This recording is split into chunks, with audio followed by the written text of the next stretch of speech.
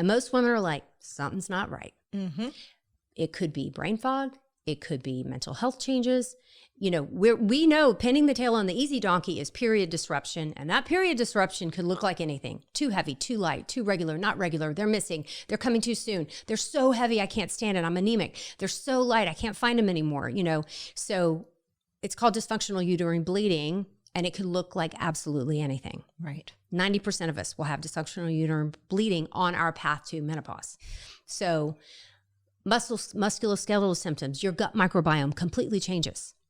How you process glucose changes. Your lipids change. I mean, there's not an organ system or a metabolic function that is left unchanged from this very natural process. Yes. So how that is expressed in our bodies is different from woman to woman. And we're not training our healthcare providers about perimenopause at all or how to recognize it. They know menopause. No more periods. We're done. Right.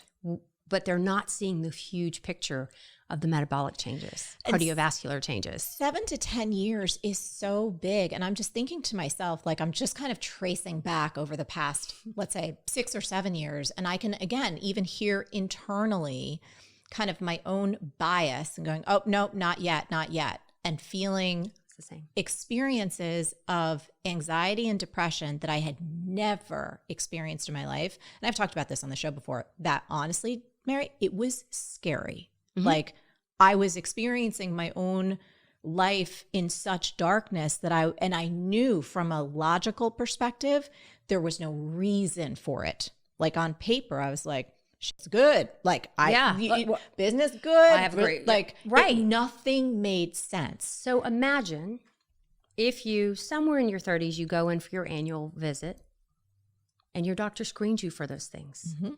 And gave you a little bit of education around what might happen. Yes. So that you weren't so petrified when this constellation of symptoms lined up. Yes. That you knew this might be perimenopause. Let me go in and talk to my doctor again. I might need some other tests to rule out autoimmune disease or hypothyroidism because a lot of things have overlapping symptoms. Yep. How different would your experience have been? Oh my gosh. I mean, enormously different.